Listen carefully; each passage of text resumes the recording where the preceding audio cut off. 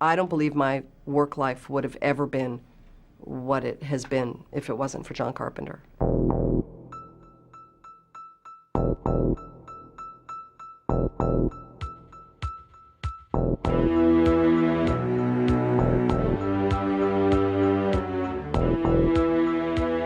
He's who he is, because he is the authority. He sees the world differently than anybody else. He sees it slightly askew. He understood that in order to become successful, you had to have a name recognition. He's in the business of, he likes to, he wants to shock you.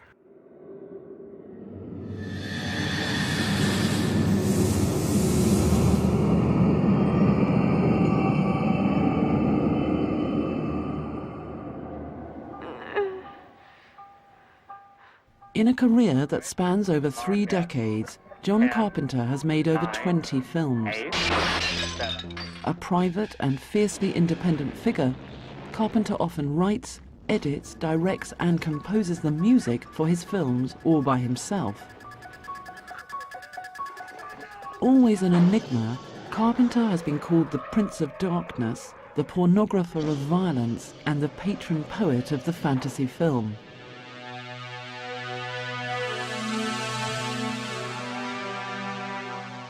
I was born in 1948 in Carthage, New York. Dad was a PhD in music, played the violin. I lived up there until my dad got a job in southern Kentucky, teaching at a university. This is Kentucky, the bluegrass state. More than 40,000 square miles of rolling, fertile land. So we East of moved, the Mississippi River, the family moved down to Bowling Green, Kentucky. Population is mainly rural. Farmers, And I think probably that was the biggest influence on my filmmaking career, because my family and I, we were very out of place there. This was the Bible Belt in the Jim Crow South in the old days, okay? We were Yankees, and I had no idea where I was, what was going on, who these people were, what their beliefs were about. So I felt very much an outsider.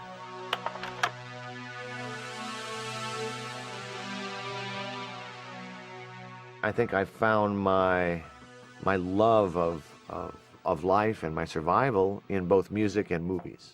I tell you, from its size and its appearance, this thing came from outer space. I fell in love with movies, all kinds of movies. I just loved the experience of going but watching them, and the idea that somebody would direct them was fascinating to me. I just think I discovered that when I was about 8 or 9 years old.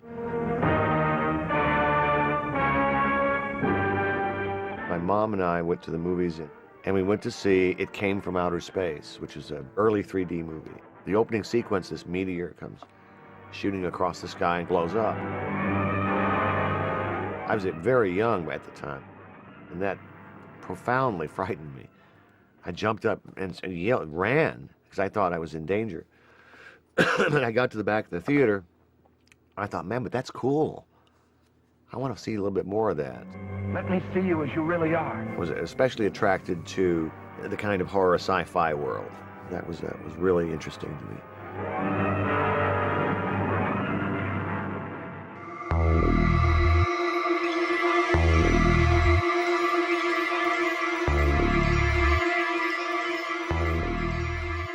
EC Comics was a big influence on me. Weird Science, yeah, things like that.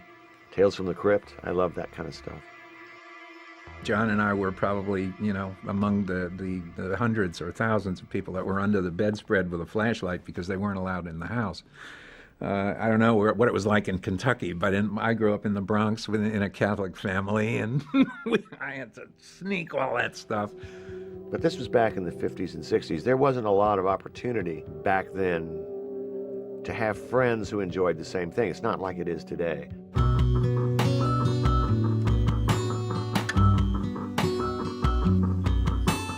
Today, popular culture rules, where back then it was, if you loved something like that, you were kind of an outsider and weird. We didn't have a television, so I wasn't a TV addict at all. Did see Elvis when he was on the Ed Sullivan Show, though, at somebody else's house. I remember that. I've been profoundly influenced by my dad and his love of music. Music's second nature to me. It's just something I've always grown up with. His father's influence wasn't confined to music alone. My dad had a home movie camera, and he gave it to me when I was 8. And there was an editing splicer, a projector, a screen. So I decided to make my own little films. And I learned a lot of very simple techniques about movie making. As Carpenter grew older, his fascination with films would also increase. As I kept saying, I wanted to be in the movie business and be a director. My dad said, "Oh, you don't want to do that." Not really. Why don't you get a good job, you know? But that was the typical of the times, you know. People like me from this little town didn't get to be movie directors. It wasn't possible.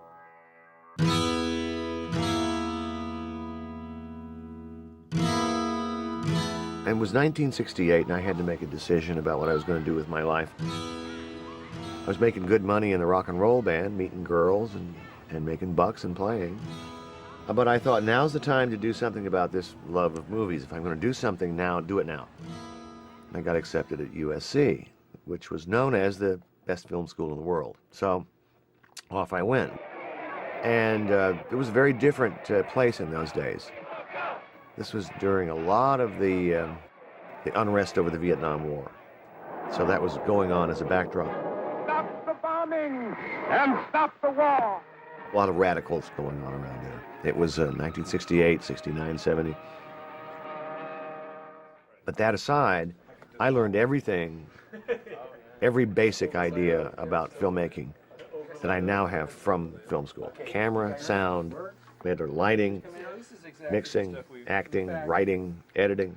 I bet you this is it. This is the one. Exactly the ones we cut used. on Bronco Billy. I mean, and why John would it... Carpenter would sit here and he'd go like this when he saw a cut. He'd go, and that'd be the cut. I met John probably in 1967, 68, when I went to film school at the University of Southern California. That was my first relationship with John. We both came out of the 60s wanting to be rock stars. We wound up creating a kind of fictitious rock group called the Coupe de Villes. And we would do the scores for some of the movies that we did.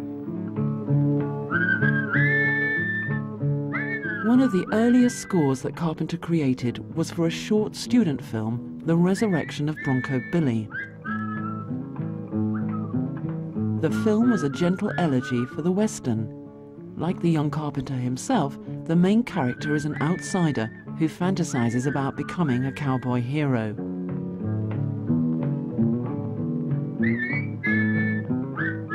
Bronco Billy won an Academy Award and became the first student film to achieve a nationwide commercial release. Sometimes at film schools, people would stand out. They're just, you can tell there's something going on there. You couldn't tell in advance and couldn't predict John Carpenter's success, but you certainly knew he had his own way of doing things. He was just plain talented. And he was also a leader in his own viewpoint of how to make a film. Carpenter, of course, was the one that really knew at a very young age how to take the tail by the horn by the tail, the something by the something, the bull by the leg. And he was the one that knew how to go into the real world and get a job. Why did he know? I have no idea. You know, that's a good question to ask John Carpenter.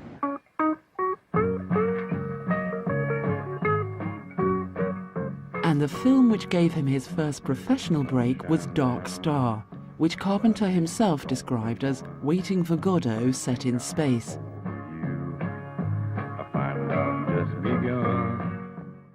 It began as a student project, which was then reworked for commercial release. We just didn't have any fear. That was the crazy thing about it. We believed that we could make a feature. And we did. Not that it's a great movie, it's painful in some ways to watch now, but when you realize for its time and realize how young we were and how little we knew, it's an interesting accomplishment. Sergeant Pinback calling bomb number 19. Do you read me, bomb? Bomb number 19 to Sergeant Pinback. I read you. Continue. Doing a science fiction movie that took place in outer space, space suits, special effects, was unheard of, really, at film school. But he had the kind of genius of Dan O'Bannon to help him in the midst of all that.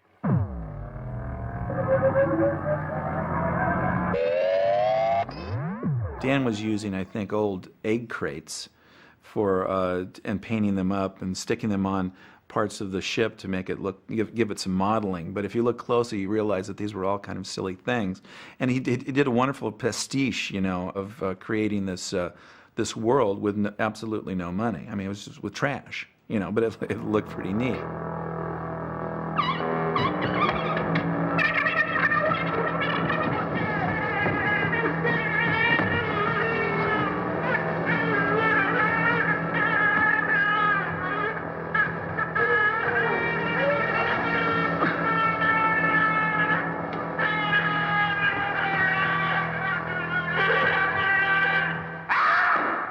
It started out as a student film.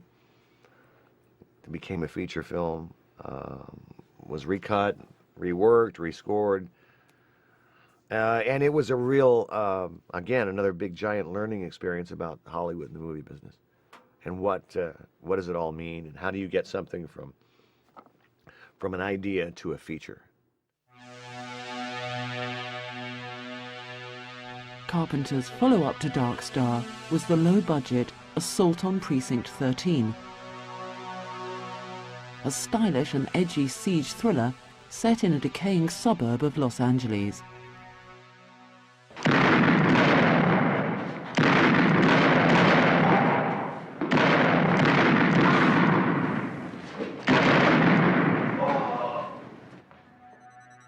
That was my second film, and that was a movie that didn't get a lot of attention in the United States. It was released to mixed business and not great reviews, but in Europe, in England, especially at the London Film Festival, it was liked. That was kind of the beginning of my career.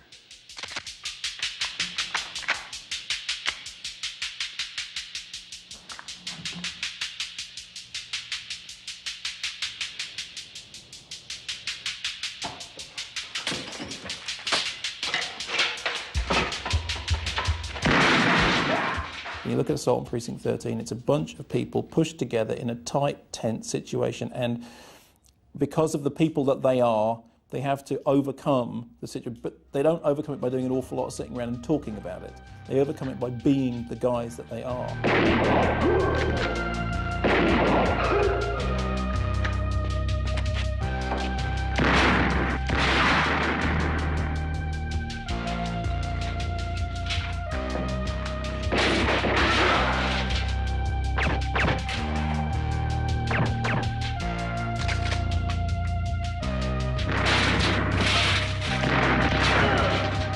I met John when I interviewed with him to become the script supervisor on Assault on Precinct 13.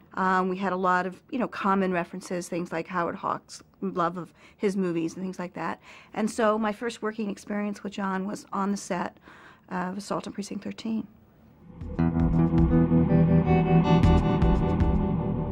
Hill and Carpenter began a romantic relationship, and she also went on to produce many of his films. The first of their collaborations was Halloween. Shot on a shoestring budget, it was for a while the most successful independent horror film of all time, and it firmly established the slasher genre in the mainstream of American movies. The film focuses on a chilling psychopathic killer, Michael Myers, who wreaks havoc in an ordinary American town, much like the one in which Carpenter was raised. When I saw Halloween, I thought it was the perfect horror movie. I thought it was the quintessential horror movie because it just stood right up and said, here it is, guys, this is what it's about. Don't worry about the causes. Don't worry about anything else. Here's this guy. He is going to get you. And at the end, order's not restored in the end of that either. He's still out there somewhere. What John said was that if you can create a real sense of these people being real. Tree-lined streets, girls walking home talking about boys, school books, knee socks, real places in real time. And give the audience enough of that screen time with those real people. When you start to introduce elements that are unreal, you will believe they're happening because you believe where you are. Michael? It is true that Michael Myers is loony in the best kind of horror film sense of the word. But the reason that Halloween works is because he's not actually even human. That at the beginning, Michael is a child. By the time he comes back, he's the shape. He's not a person anymore.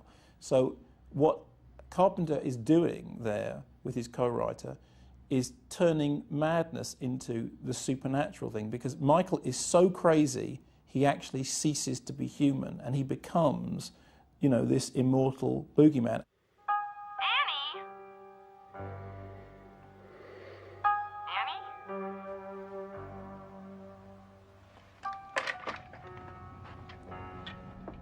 All the sort of the tropes that we now think of as terribly cliched, the killer's point of view, the build up to the shocks, the people in danger, all those things are sort of laid out in Halloween in a very straightforward way. And the problem with watching it now is that you think when you watch it now that you're watching a bunch of cliches. And of course, Halloween was the thing that made them cliches. It worked because it was so simple, because it was so straightforward. One of the reasons it is that simple is they simply didn't have a lot of money. You know, the budget was tiny and the technology was tiny that they could have, and they had one trailer for everything. They had the smallest, dumpiest little production offices on Cahuenga Boulevard in Hollywood, in the back of this building. You have to remember the spirit that the movie was being made in. And, you know, John and Deborah, these hippies, these kind of young, rock and roll kind of people. So it wasn't like it was like great filmmakers. It was just they were these kind of weird people.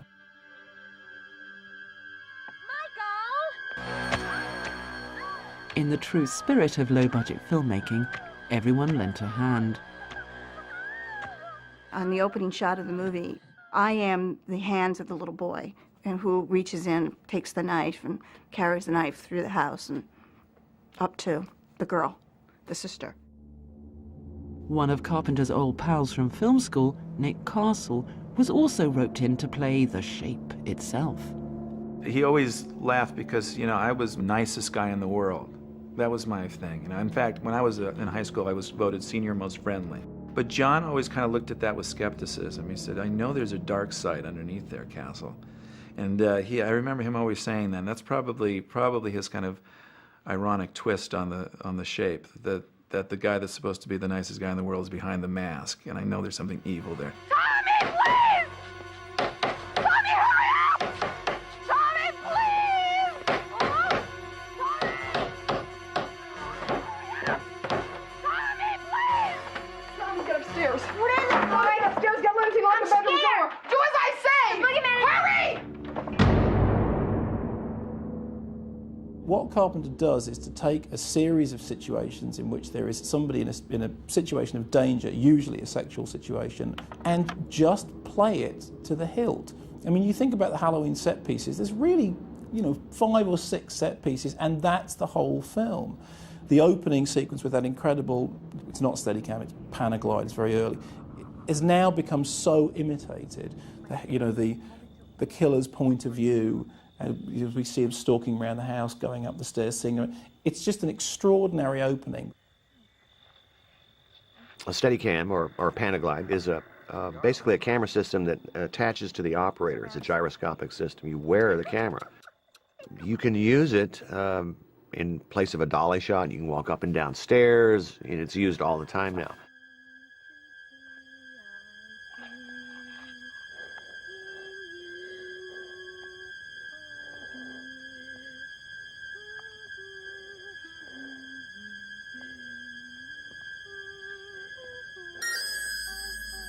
I suppose my sense of composition has always gone in movies to Panavision or CinemaScope or widescreen. Basically, it's a rectangle. If you look at that frame size and you telescope it and you watch it from the beginning to the end, it begins to get more claustrophobic. So at the end of the movie, we're inside this closet in this small box. And so Jamie, as Laurie Strode, when she starts the movie, has a very big canvas by which to work with. And as we go through the movie, the canvas gets smaller and smaller and smaller.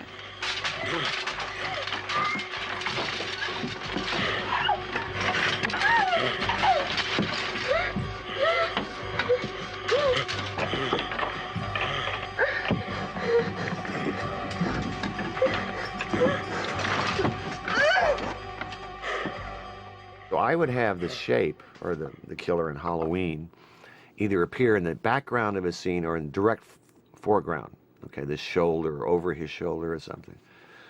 And accompany that with some sort of a musical sting, this little kind of an ugly electronic sting to keep you on the edge of your seat, because he's everywhere. He's behind you, he's in front of you, he's all over the place in the dark. People still, to this day, are shocked when I tell them that you don't see one drop of blood in Halloween. You never see any blood. When the people are killed, there's a glimpse of the knife. You know, Michael Myers holds the knife up, we cut to the victim, the knife is stabbed, and then you cut to the victim's face as he dies.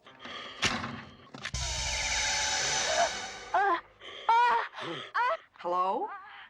I do think that people were surprised by it.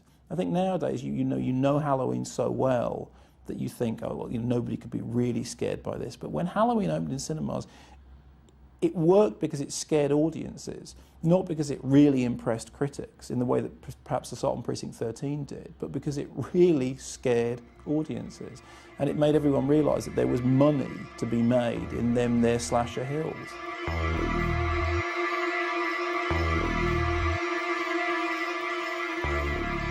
With only a $300,000 budget, the hugely successful Halloween went on to gross over $75 million worldwide.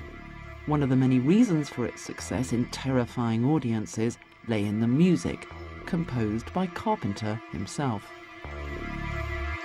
I got a pair of bongos for Christmas. I can't remember why particularly. And my dad was showing me 5/4 time, teaching me what the difference is between that and 4/4. And basically, the rhythm that I learned to play was the theme from Halloween. It's in 5/4 time. Boom, boom, boom, boom, boom, boom, boom, boom, boom, boom, boom. It's directly the same thing. All I did was apply it to the piano. I run into little beginner piano students, and they'll run into me and go, "Oh, look what we can play." And the little kid is so happy with themselves. And it's like the modern chopsticks. It's so simple, but when you think about it, it works.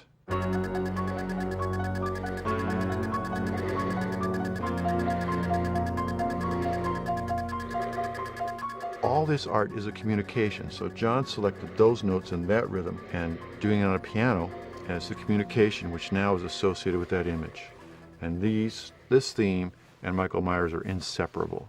I mean, the tension that comes from his insistent rhythms and the fact that you know what's coming, or something is coming, and it changes and it shifts, and he's terrifically able to follow that. Look at how effective Herman's music was to Psycho. I mean, you take the music out of Psycho and it's a little flat. The music is very important. The Exorcist. Tubular Bells. If you were Tubular Bells and didn't see the movie, you'd say, "Well, it's a pretty interesting song. It's kind of neat. It kind of repeats." You put it to that movie, and it's suddenly a really frightening thing.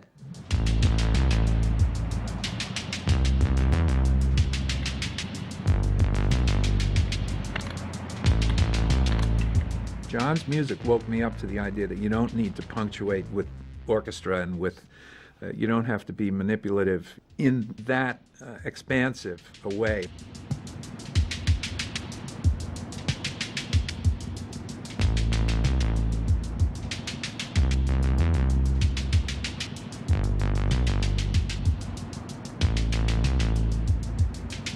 My music's like carpet.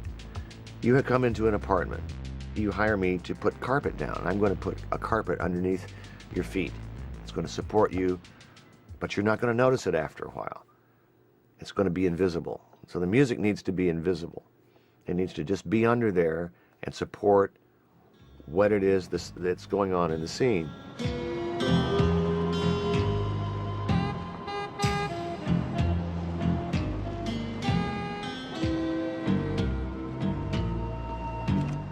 The music is like his vacation. That's how he gets away from the editing and the dealing with the studio and the publicity and all that sort of thing. And he just comes over and he just like turns off the phone and he plays.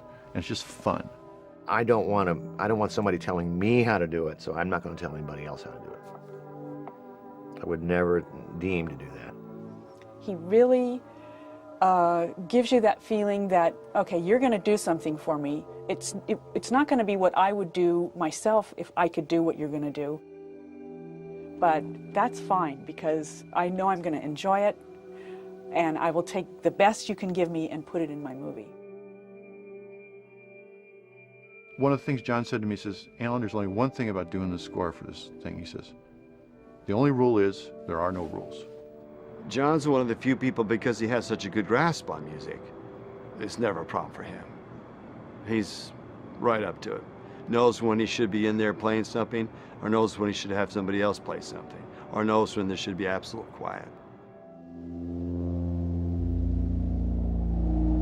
When Carpenter went on to make The Fog, he extended the supernatural elements of Halloween into a full-blown Gothic chiller. The story of The Fog finds a band of ghostly sailors returning from the dead to wreak vengeance on the people of a small fishing town. We actually got the idea of The Fog when we were in England to show Assault on Precinct 13 at the London Film Festival, and we took a trip out to Stonehenge. And we looked across the meadow, and there was this pulsating fog in the distance. And John said to me, "What do you think's in that fog?" And I said, "Ghosts." And he said, "Let's write a fog story." One weekend, John and myself set out, starting like the bottom of California and driving all the way up the state till we found the perfect lighthouse. Oh, the location for The Fog was just, I just came upon Inverness, California, and eventually ended up buying a house there. It's just a gorgeous place. And there's a little lighthouse down there. And that's what I said, here we are. This is The Fog. This is where it takes place. One night he called me in Canada, having arrived at the Point Reyes National Seashore and the lighthouse in Inverness, and said, "Well, I found the place that I want to live out the rest of my life. I want to die here. This is it. This is the most incredible country I've ever seen." Just, up the coastline is Bodega Bay, where they shot the birds. So it's sort of coincidental, but I think it probably was that same sort of desolate, isolated shoreline that Hitchcock fell in love with, and so did we.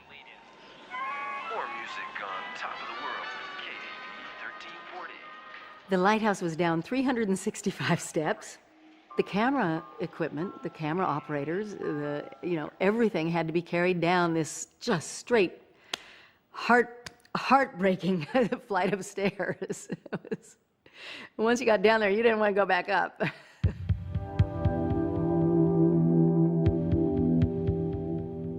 John Carpenter and Adrienne Barbeau got married prior to us shooting The Fog, and it was sort of interesting because for me, it was very difficult because John and I had been a relationship, a couple, prior to that. To be honest, my memories of The Fog really were about my friend Deborah and how difficult it was because of Adrienne. I really do feel that it was one of those things where, it was difficult. I mean, it was just difficult. And so while they were on their honeymoon, I was writing Stevie Wayne, which I think is probably the best character Adrienne's ever played, which is the star of The Fog.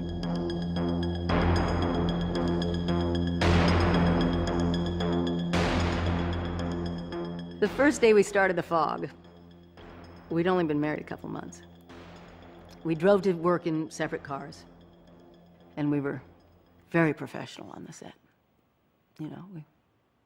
I don't think we had lunch together or anything. We were very professional. And at the end of the day, one or the other of us said to the other one, this isn't very much fun, and then we lightened up,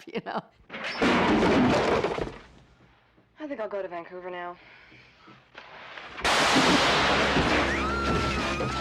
John couldn't believe that I didn't get any jobs after Halloween. I got no jobs. The only jobs I got after Halloween was an episode of Charlie's Angels, where I played a lesbian golfer. They never knew I was a lesbian. I made her gay, inside, internally. And I did a Love Boat episode with my mother. Sandy, run! Run! Come on! Come on! Go!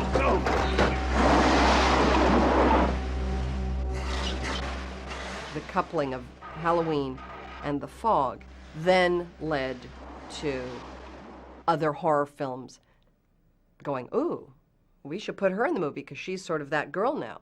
And then that's how that really took off. It was really the second movie that made that happen.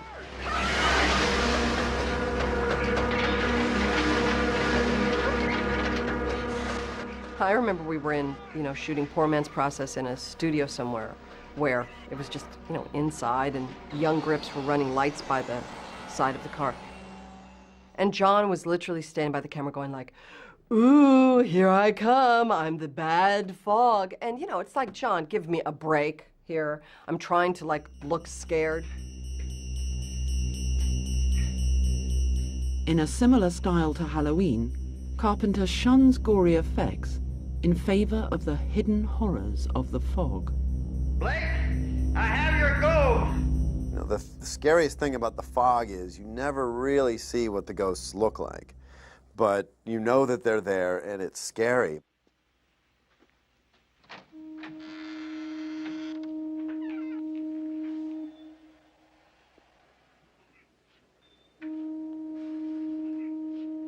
John really sets up around his characters this sense of foreboding, and it's the idea that something's going to come out of the shadow, you just don't know what. Go to your room. I want to see who it is. No. Can't I stay for 2 more seconds? Okay, I'm going.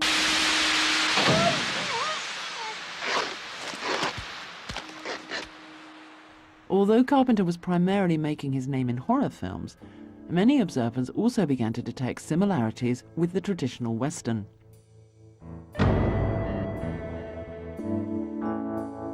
I think he basically sees a lot of these science fiction pictures, some of the horror films, as Westerns. I mean, it's such a kind of simple archetypal type of drama, the Western. He used to have a bumper sticker that says, "God bless John Wayne," on the back of his Cadillac. Loved John Wayne. One of the things that John early on expressed was a desire to remain true to the type of movies that he wanted to make and the way he wanted to make them. I got in this business to make Westerns, and by the time I got in, they weren't making them anymore, unless it was Clint Eastwood. Carpenter's love of Westerns dated from childhood, particularly those of Hollywood veteran Howard Hawks, such as Rio Bravo and Red River. I had seen movies that he had made, but was unaware of him or how they connected with other films. And all of a sudden, in film school, we had a retrospective. We saw all of his work from the silent films on, and it was a stunner to me. This man is unbelievable. It is true of a number of Carpenter's best films, and it's also true of a number of, Hawks' best films. And it's guys doing stuff is what makes the film go forward.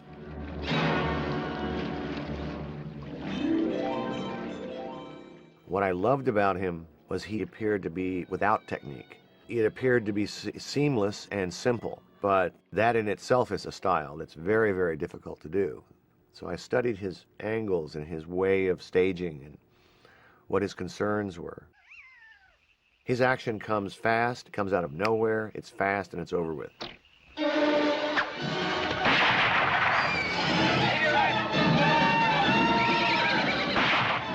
And I've stolen from him as many times as I possibly can. There was a scene where a policeman throws a gun to a cop, and that's right out of Howard Hawks. I don't want to have to kill you, Mailer. With what?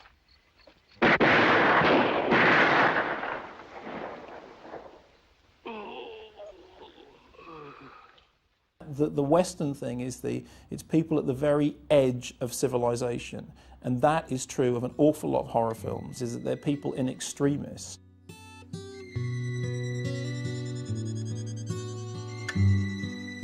The vampire movie is definitely a Western. That's an obvious Western with, you know, gunslingers and in a Western town.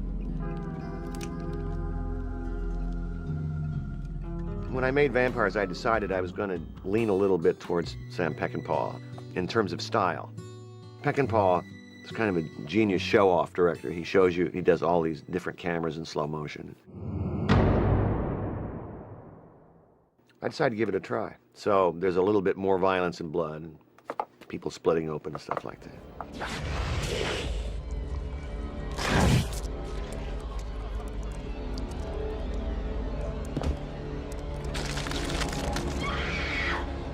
When nearly all the members of his vampire hunting team are massacred, the hero, played by James Woods, sets off in pursuit of revenge. Working with James Woods was interesting on Vampires. He was a non-traditional choice for an action hero. And he always wanted to play an action hero. He said, look, for years in my career, I've always gone through the door, the second or third person through. I usually have a suit on. I'm following Jodie Foster. I'm either the bad guy or I want to go through first with sunglasses on and a gun.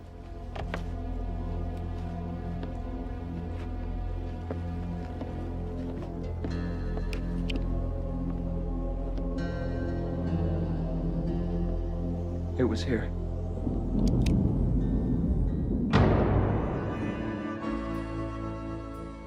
Another of Carpenter's action heroes, the character of Snake Plissken, was also modelled on the cowboy outlaws of the West. Plissken is played by former Disney Studios child actor Kurt Russell, whom Carpenter helped to propel into the major movie league. S.D. Plissken, American, Lieutenant, Special Forces Unit Black Light. 2 Purple Hearts, Leningrad and Siberia. Youngest man to be decorated by the President. He robbed the Federal Reserve Depository. Life sentence, New York Maximum Security Penitentiary. I'm ready to kick your ass out of the world, war hero. When he cast Lee Van Cleef, I just immediately thought this would be great to recall some of the movies that Van Cleef had done with Clint Eastwood. And I immediately said, you know, I hear Clint Eastwood as Snake Plissken in this kind of a movie with Lee Van Cleef.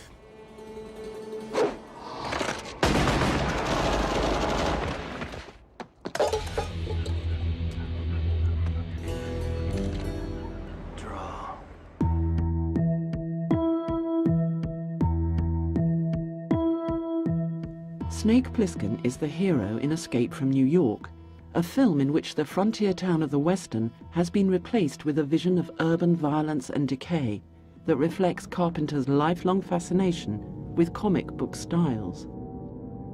The story takes place in a futuristic authoritarian America in which Manhattan Island has been transformed into a top-security prison, surrounded by fences and mines. Snake is a comic book character. You know, he's the grizzle and everything, right down to the way he moves his face and his, you know, the eye. But he's a comic book character, and he's living in a comic book world. It's this, you know, everything is slightly degraded. The place is full of street trash. It's, you know, larger than life punks, that sort of thing. And the reason that Escape from New York works as well as it does is it's made completely in keeping with that aesthetic. Well, Snake Plissken doesn't care. He doesn't care about hurting you or saving you. He just wants to move on. He doesn't have any concern except for himself. He has no higher cause. He has no sense of righteousness or a need to set right or wrong. You want to see him sprayed all over that map, baby? Where's the president? Swear to God, Snake, I don't know. Don't fuck with me.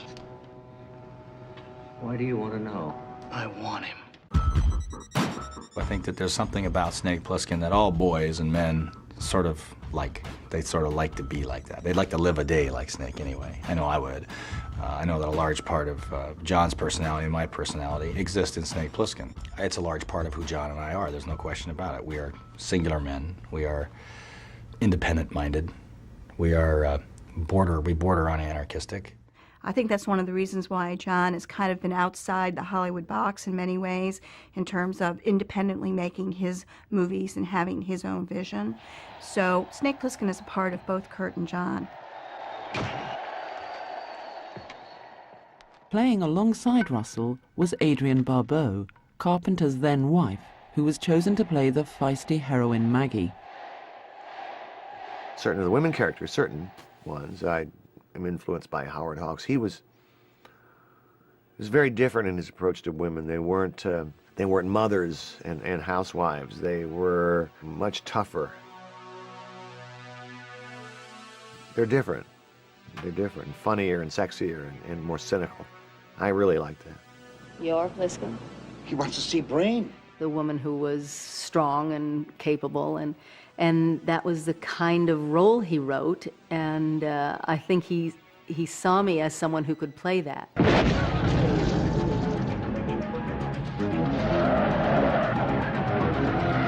gotta slow down a little, Snake. I think they're 3 miles ahead, Snake. You think?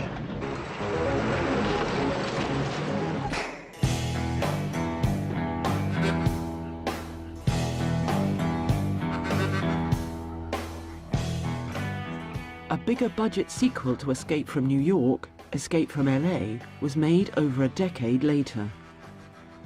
Its immediate inspiration was the California earthquake in 1994.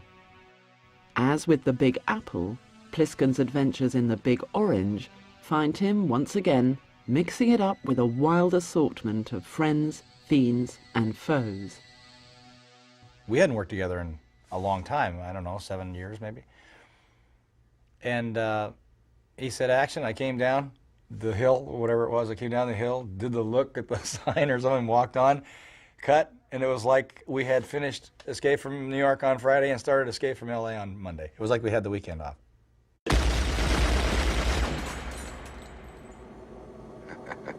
Thought you might try that hot shot.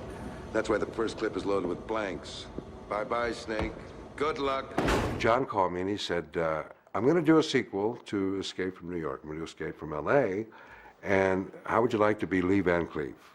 That was the way he said it, and I said, sounds great to me. It was a great part.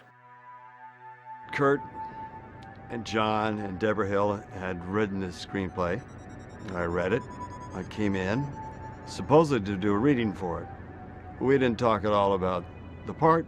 We didn't talk about the film. We wanted all the gossip on Dennis Hopper and Easy Rider. It was hysterical.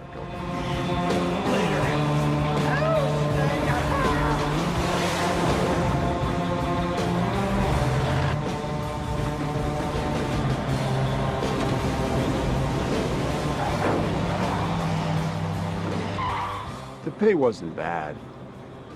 The best part, though, was with John and Kurt Russell together. They have such a good, long relationship.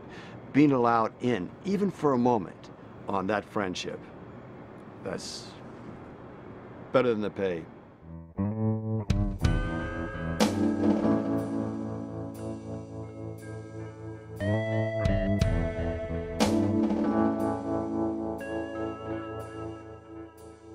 John's an extremely loyal person who gathers around him time after time a team that he trusts, that he enjoys working with, that he knows will deliver. Because John has a tendency to work in a sort of a lower budget range. And so therefore he knows he needs people who are willing to go above and beyond the call to help him get his vision on the screen. And in order to do that, in that kind of intensely emotionally and physically stressful situation, it's always nice to have people around you while you're working that you can trust. John's way of making it is you create this family, you know, and you know what to expect of everybody. Try to have a good time on the set. It's always been my philosophy. Make it a nurturing experience, but that's not always possible with some personalities. Some people need different things to create. And oftentimes it's adversity, or they need to create adversity. When we were doing Village of the Damned, I remember there was a little power struggle there for a moment. And John said, well, you know, I'll be in my trailer when you guys want to do my movie. And he went in there and stayed there until everybody decided, oh yes, that's right, it's John Carpenter's movie. So, you know, then everybody showed back up on the set. Notice how I didn't name names. I've seen him get hot with actors a couple times, and I would not want to have him hot at me. He's pretty scary. He may not know it, but he's a tough, skinny little white guy. You know what I mean? He's scary. He's really smart. He's like one of those smart guys that, when they come at you, you're heavily outgunned, and you know it. I saw a picture of him in the newspaper today in Los Angeles. It scared me. He's somehow inhabited these movies a little bit, and you know, I mean, these movies come from his head, so there's got to be something wrong with it.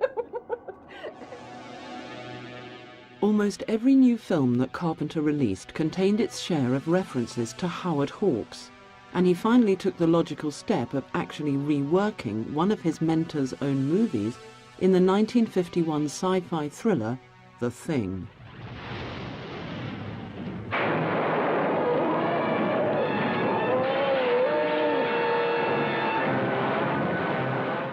The film's plot concerns a polar expedition that discovers the frozen remains of an alien spaceship.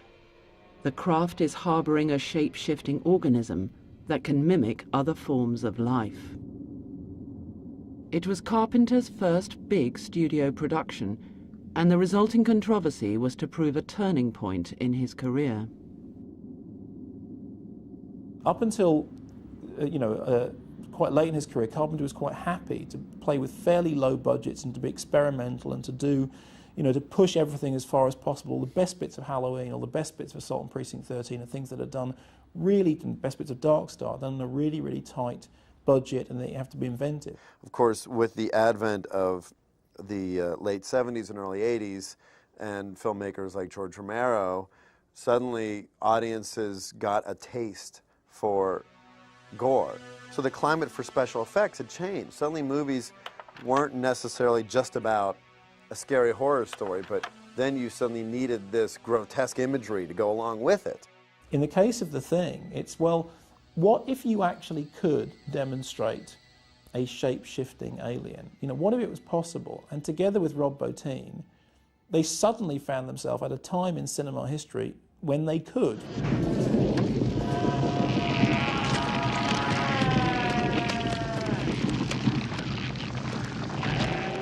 I think it's one of the very few special effects movies in which you genuinely go, oh! I mean, I remember seeing it for the first time, and the sequence in which the guy's head falls off and the spider legs come out and the head scuttles across the floor, and somebody looks at it and says, "You've got to be kidding." And that's the point of the film. The point of the film is you can't believe you're seeing this stuff.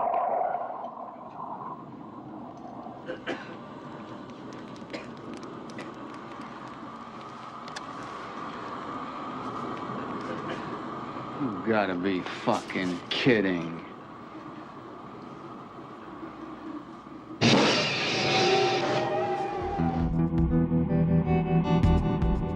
After a long and arduous shoot, The Thing was finally released to an unexpectedly hostile reception. It really got lambasted by the critics. I mean, there were people that were so shocked that this movie was made and pointed to John directly as it's his fault. How could this guy make this movie when E.T. is out and E.T. has everyone feeling good about themselves and happy, and then suddenly this movie comes out with this shape-shifting creature that's dark.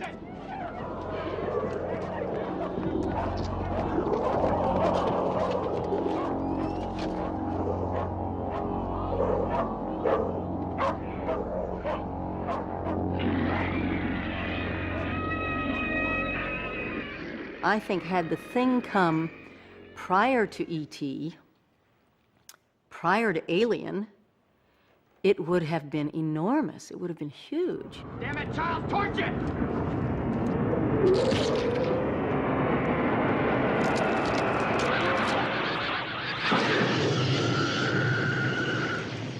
I just think that John wanted to make a very intense character study, and then he had this maverick effects artist who brought all these creations to set, and John really gave them the freedom to execute the effects. The effects ended up, of course, in the movie, and it changed the way people looked at films for a long time. Clear! Clear.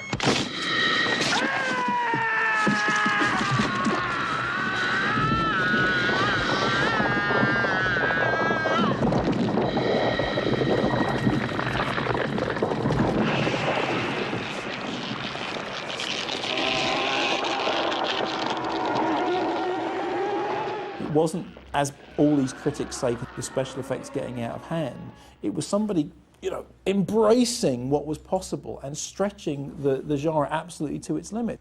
We said this is not going to be appreciated for 20 years because this monster's so bad, he's so ugly, they're not going to see the story about 12 guys and paranoia. It's just a story about paranoia and the breakdown of human beings believing in each other. I caught a lot of criticism for what they call graphic violence. I mean, they call me the pornographer of violence on the thing, which at the time I was a young guy. Look, it really shook me up. If you'd made a film that was that good, if you'd sat there in the editing room and looked at it before anyone else had seen it and gone, okay, right, now let's show it to them, and then it had got thrown to the walls like it did, you'd retire. I mean, it's the sort of thing that makes people give up making films. It's the sort of thing that makes you go, for heaven's sake, what do you want? The irony of all that is the fact that recently, since The Thing has been released on Laserdisc and DVD, it has had a huge resurgence. And if you talk to anybody about that movie, that's on their top 10. Deeply affected by the negative reaction to The Thing, Carpenter's subsequent career has moved in a number of different directions with varying degrees of critical and commercial success. My agent said, you need to do something that you atone for your sins. You need to make something nice. So Starman, a movie later, I did Christine, then Starman came along. He said, it's going to be perfect. You know, people will like you again. You can show them that you can make this nice romantic comedy. It has kind of a nice sentimental scene in the end, and it's sweet. Really, nobody dies. I think a lot of why Starman was his next film was to prove to a lot of people that, yes, John Carpenter is a filmmaker. He's not out to just, you know, tell all these really bleak, dark, desolate films, that he actually has a lot of different kind of movies in his repertoire. I don't think Carpenter is a pessimist. I think actually he's a pretty optimistic guy. He's a guy having fun, even in his darker moments. These guys are always fun to be with, because I guess maybe they get rid of all their demons doing their movies, but they're never depressing. I know more comedians that are depressing than horror guys.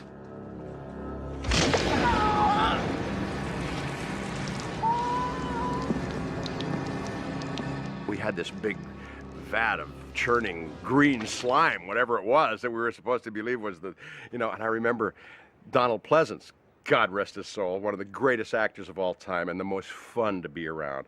Here was a scene, it was on all of us as we're looking at this thing, and he's telling us biblically what happened to the deep, dark soul of God as it's churning through the cosmos and whatever he's saying, you know. Didn't you feel it? And while he's doing it, and we're all, like a dream, you know, listening, you know, and really, you know, and he's going, the deep, dark, and he's making these faces, and I'm telling you, it was the hardest thing just not to howl at this guy. He was adorable. The minute you bring out a severed arm or blood or vampire teeth, people start having a great time because it's so silly. In person, all the stuff that you see on the screen is a real joke. You know, it's hilarious. George Romero told me that all these film critics would attack his movies, but when they would come to visit him on the set, they all wanted to be the zombies. They wanted to put on the makeup and walk around and eat flesh.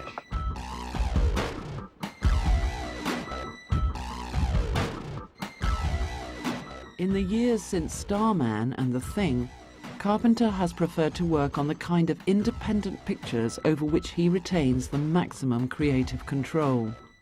Many of those films have returned to his continuing preoccupation with aliens, religion, and urban decay.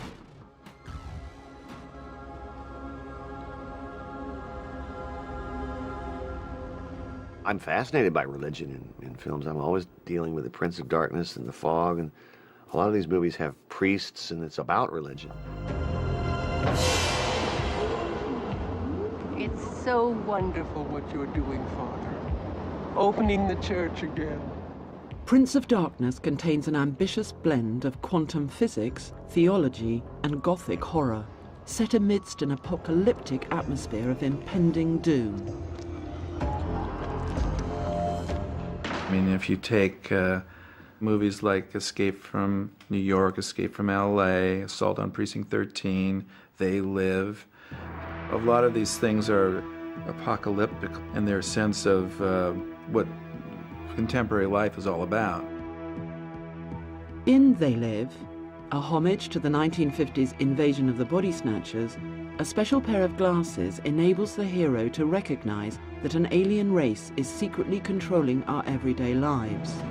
What's your problem?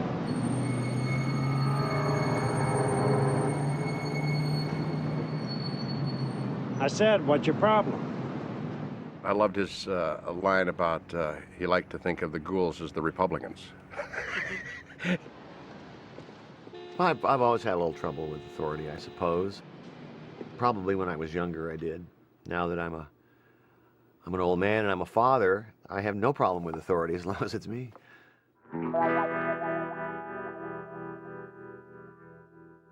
As Carpenter continues to follow his independent line, films such as In the Mouth of Madness, Village of the Damned, and The Ghosts of Mars continually reaffirm the unmistakable Carpenter trademarks of outstanding technical skill and rigorous directorial control. Action!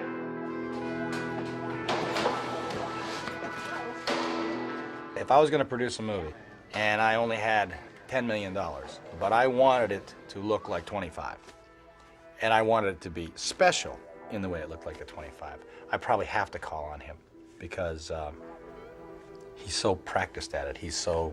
That's where his gift is. That's where his real gift is. It's so overwhelming. It's like the Alamo. If I could, please. Thank you.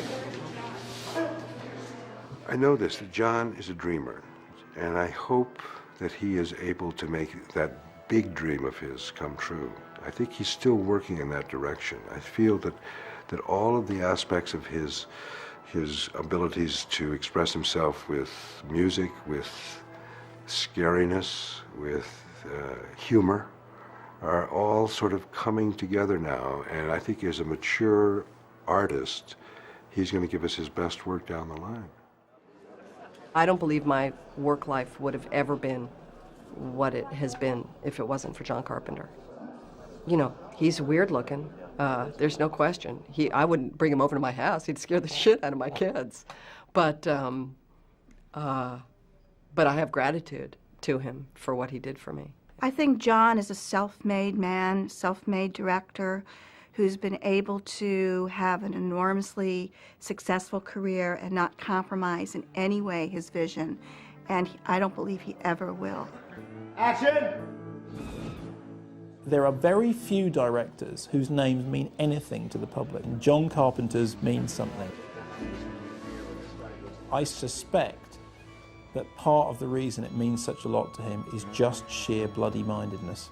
It's just, you know, I am a director, these are my films, here is my name above them. Thank you very much.